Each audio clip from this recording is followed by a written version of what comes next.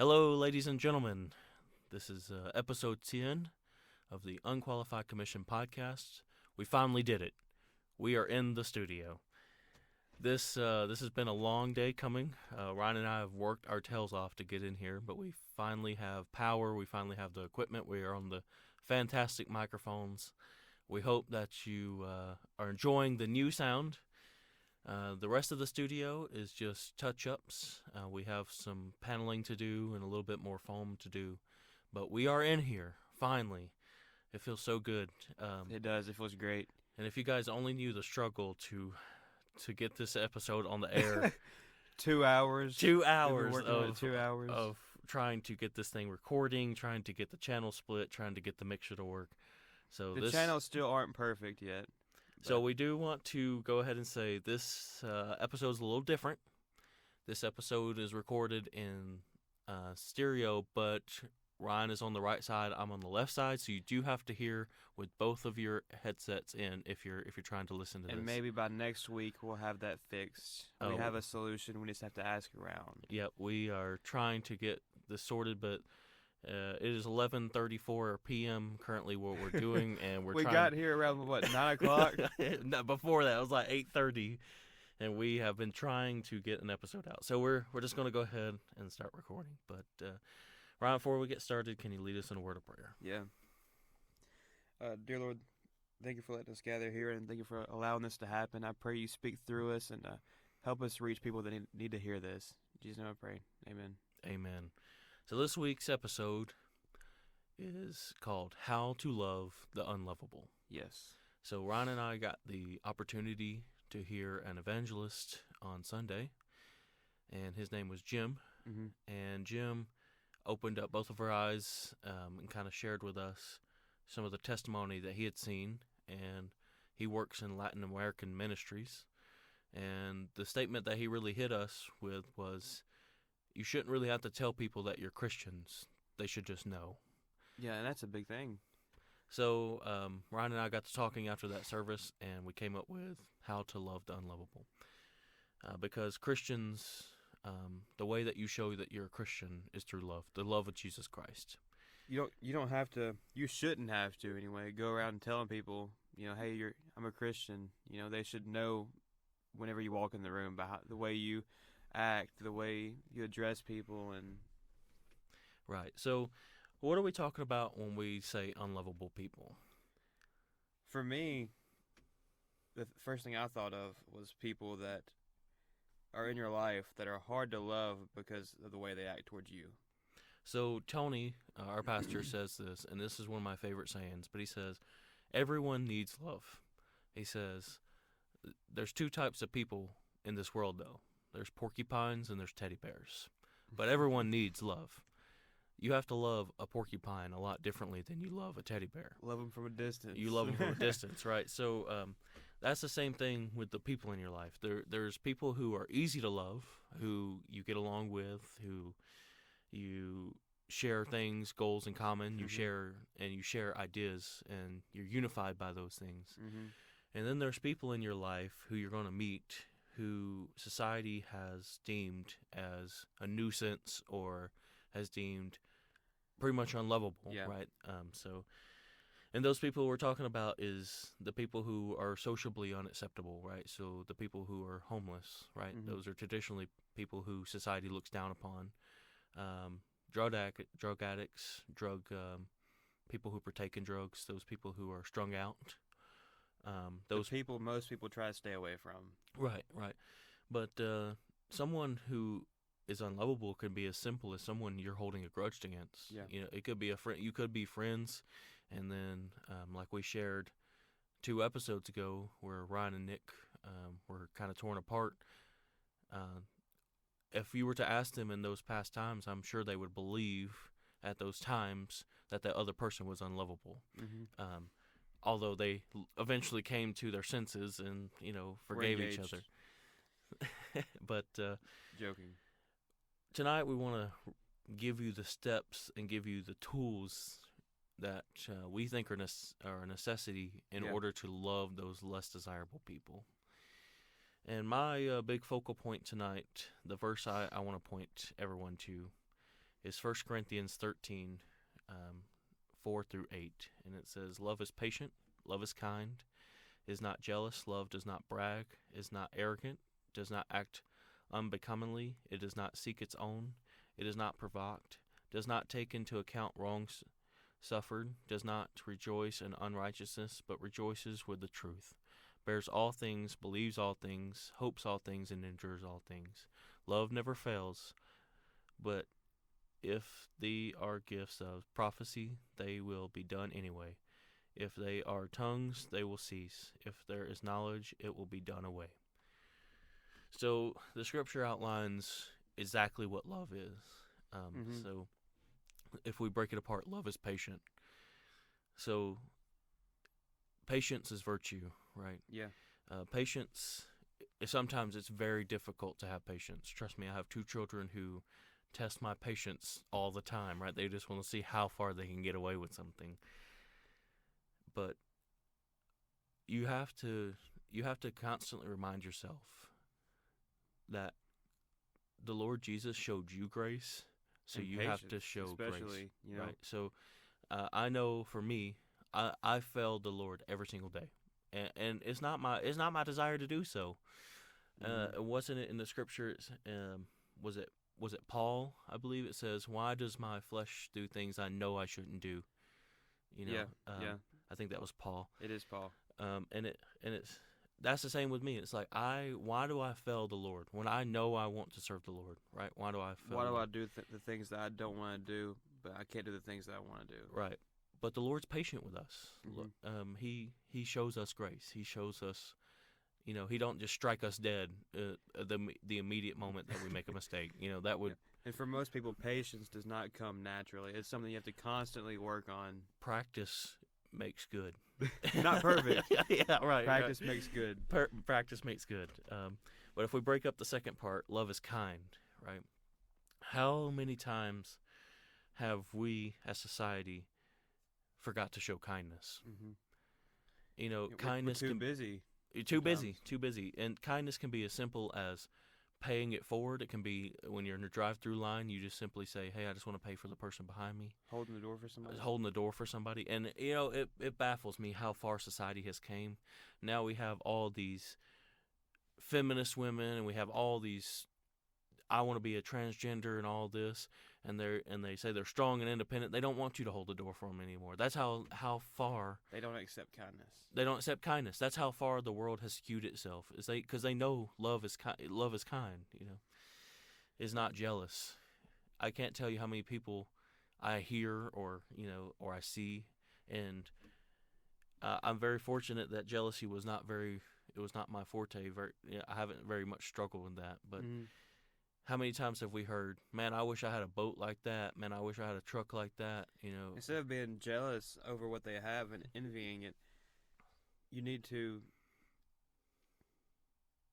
What am I trying to say? I'd say edify them. You need to be proud, or you need to be happy for them. Yeah, happy that's for what I was them trying that to they say. are being successful. Yeah. And just because someone has a boat or a truck or a nice house or something doesn't mean that there was no work that was put into it.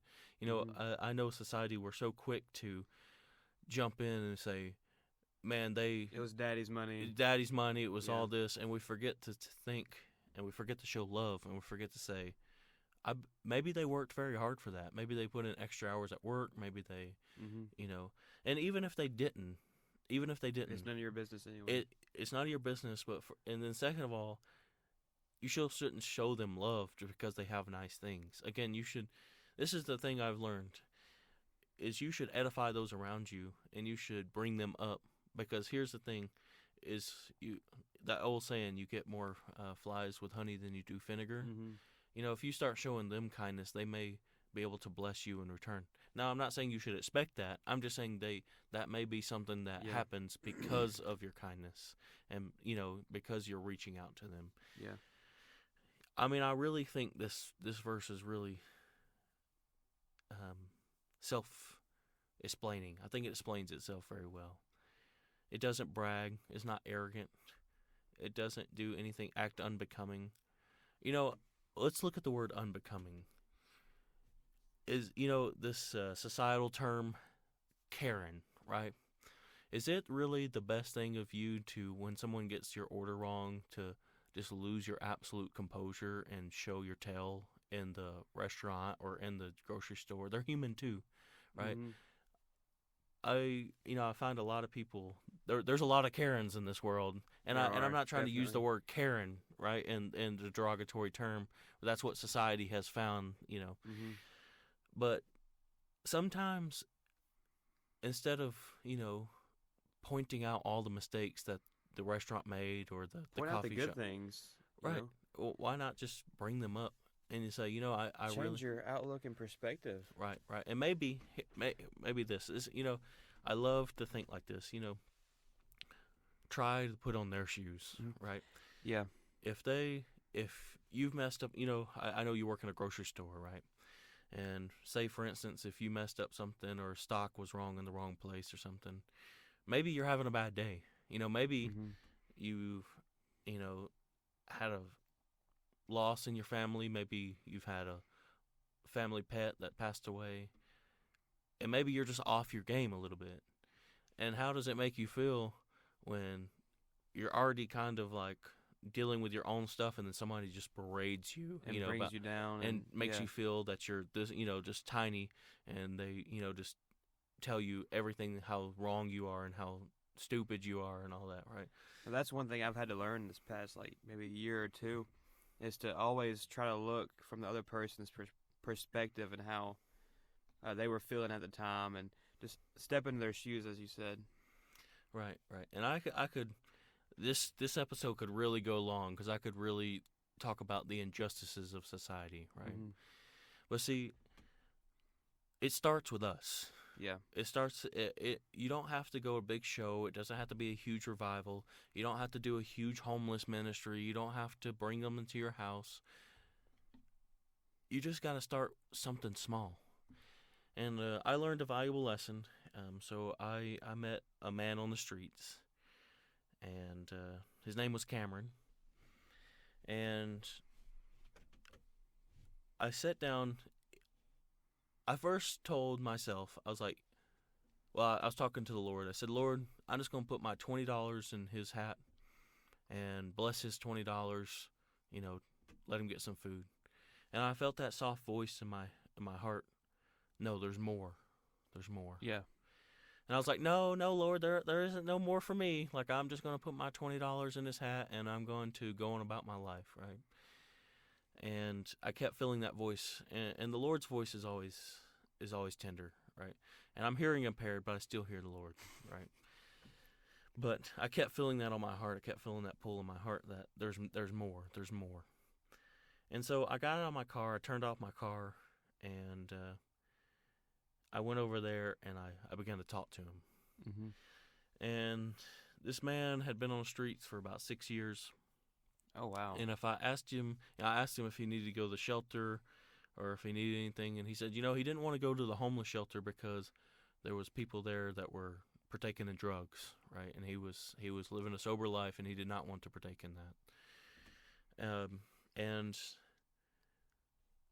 long story short, I eventually led to taking this man home to my home.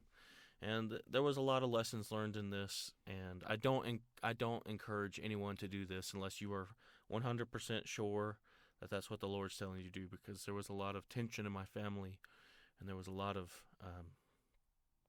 safety issues with Mm-hmm. that, right? But during that experience, what I really learned about Cameron is, and I'm sure Cameron is not the only one, but Cameron didn't need money in his hat. Cameron didn't need shelter. He knew where to sleep.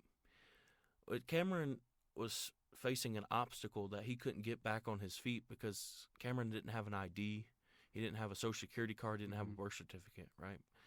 And through that encounter, I learned that some of these people, they don't need money in their hat. They don't need, and in fact, some people just throw money just makes them go buy drugs and go buy substance, Yeah. But we went to Tennessee, and we drove up to Tennessee, and I got his birth certificate for him, right? And it was $15, I think. And you would have thought I gave this man $1 million because this set this man on the right path to get his life back on track. See, with the birth certificate, you can get another form of ID like your mail or your medical records, and then you can get your social security card. And then with your social security card, you can get an ID. And with those 3 things, you can get a job. See, he was headed on the right track. See, if I would have just put $20 in his plate, he would have been just as where he was the next day. He wouldn't have had that improvement. He wouldn't have that. And see, this is what I'm saying. Stop for 15 minutes of your life and ask if there's something more you can do than just throwing a 20 in that. And a lot of people are quick to judge people on the streets and tell them, hey, go get a job, when in his situation he wasn't able to get a job due to that fact that he didn't have his ID. And it's so funny that you bring that up. And I can't tell you how many people who judged that man, because he told me, he said, yeah, that you're one of the first people who have stopped and to actually try to help me. Instead of trying to be the arms and legs of Christ extended to that person. And see, everyone is so quick just to, I'm just going to throw some money at him, right? Yeah. And there's no amount of money in the world that can help that person get on that track. You have to spend time with them. You have to get to know them. Right? To get to know the issues that they have. But I know for me, there's a lot of people I could say who's undesirable, who's unlovable, right? And and I'm not trying to get political here, but those people who are on the other side of the political aisle, right? I'm not going to disclose what I am politically, but I believe, to be honest with you, I think the last election both parties were a clown. And so I will say that neither party, Republican nor Democrat, got my vote. He voted for Kanye. He did not vote for Kanye. Kanye did not get my vote either. But I know there's plenty of people who are one side politically, and no matter what the other side says, it's undesirable, and they refuse to show love in that situation. And I encourage you. Here's the truth of the matter. Both parties they eat dinner together. They stay in close quarters with each other. They're in the meeting. They're in the House of Congress. They're in very similar paths.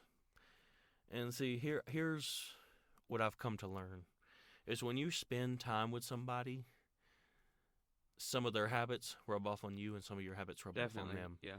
So it's so funny that people get so bent out of shape about what political party you are, when the truth is they're probably both corrupt, right? They both are, definitely. I agree. But that would be where I would encourage you. If you know someone who's maybe a Republican and you're a Democrat, or you're a Democrat and they're Republican, or however it falls, right? Or you're not political and they're very political, and you find yourself in contention, right? I encourage you to sit down with that person and see where you and that person can find common ground, and just show the love. Ask them, why do you do what you do? Why do you believe the way you believe? And get to know the reasons why they do the things that they do. Right, and instead of bringing them down, and that's what I'm saying, take that time in your life to try to extend the hand of Christ. Yeah. Because, see, Christ, when he was on this earth, he didn't go to the synagogue and pick people. His disciples were not the Pope and the saints and the bishops. That was not his disciples. His disciples were a rough patch of men, right? They were everyday people who were sinners, who were very big sinners. That needed to be loved. That needed to be loved. A lot of people didn't love. And that society turned and judged them. Yeah. And that's exactly what we're trying to aim for, is we're trying to find those people in society that society has labeled as unlovable. Or even you personally has labeled as unlovable in your life. It could be, a family member that no one likes, or, But Romans says, for all have sinned and come short of the glory of God. That means your pastor has sinned and come short of the glory of God. That means the popes, the bishops, that means Corey, that means Ryan, have all sinned and come short of the glory of God. And when you put in that lens into your glasses, and you look through that lens, the playing field becomes a lot more level. So that's just kind of where, for me, and I struggle with this too. Trust me, I struggle with this too. I'm not just going out and just. It's easy to judge people. It's easy to judge people. It comes naturally as a human, by the way they look or the way they dress. But I encourage you, and if you want to start small, you can do like a week challenge, or a day challenge. Just do a day challenge, But try to go one day without saying something negative to somebody, without judging someone, without tearing them down, without throwing your political views out there like word vomit. Go one day where all you're trying to do is show the love of Christ. And build people up. And build people up. And I'm going to bring up this book. This book is really good. It's called The Love Dare. It's from the movie Fireproof. Mm-hmm. And Love Dare, the first daily challenge is say nothing negative about your wife. The first daily challenge. So I really think that's a good book. But if you want a resource, that is a good resource, and it walks you through. And it don't just have to be your wife. It could be anyone. Anyone, right? You could extend those principles to every single person you meet. Yeah. Yeah, I encourage you just one day, and then turn that one day into maybe 2 days, 3 days, a week to a month. Build upon the habit. Right. And then the next day, that's where I like to bring up that book. That challenge. The second day, you do all the first things on the first day, mm-hmm. and then you add your second challenge, right? So that's the more you do something, the easier it is to do over time. And they say 21 days. 21 days, it takes 21 days to form a habit. Yeah. If you do something the same way for 21 days, it will become second nature. I catch myself in the shower.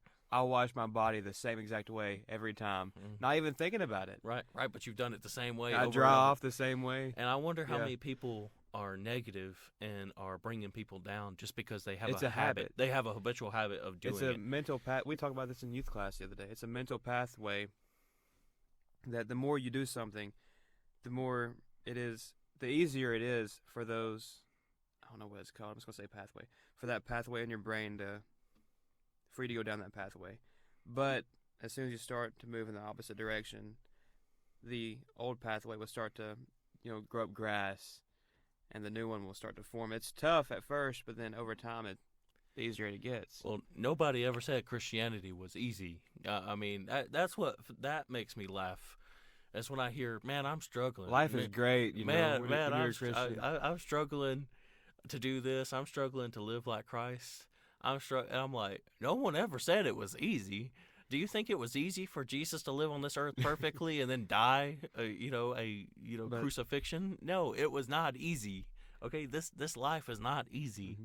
The closer you get to God, though, the more He will change the desires of your heart. Of course. And the easier it will become for some things, and then new things are brought up in your life, and you have to go through them. But that's just where I'm trying to get our audience to understand is you start with you. And I know this is a secular song, but Michael Jackson says you got to start with the man in the mirror. Yeah. So if you really hear those words, he was on to something. I thought it was Bruno Mars. He may have later covered it, but I don't know. I may be wrong. Michael Jackson, very long time ago. That was before your time. He wrote a song called "Man in the Mirror." But I'm encouraging you. It gets easier. It gets easier. That's what I really want to hit home. Is it gets easier. But love is the biggest command. It's the command of the New Testament to love one another, love Christ, and to love one another. Mm-hmm. The only two commandments. But to love other people, you have to have that love for Christ. It's an order. It's an order thing. Do step 1 and step 2. I'll have to look this up, but this is a New Testament, and it says the only two commandments are love the Lord thy God with all your heart, with all your soul, and all your mind. And the second commandment is love your neighbor as yourself. Yeah. Right? That's when you break it down. And that goes over everybody. That's not just some people. You have to show love to everyone. Mm-hmm. That means showing love to that person who hurts you. The unlovable. That means showing love to that person who trespassed against you. That means showing love to the person who has called you names, who's acted out.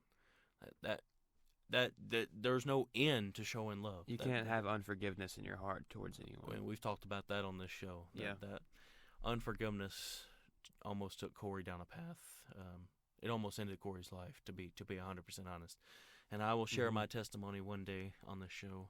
But unforgiveness is the poison that you drink, hoping somebody else will die. Yeah. I mean, that's the nicest way I can put it. And most of the time, it's not the big things that cause the unforgiveness, which it is, but for a lot of people, it's the small things that add up over time. I don't know. I'm gonna give our audience members some homework. Yeah. Okay. Today is Wednesday, April 5th. Okay.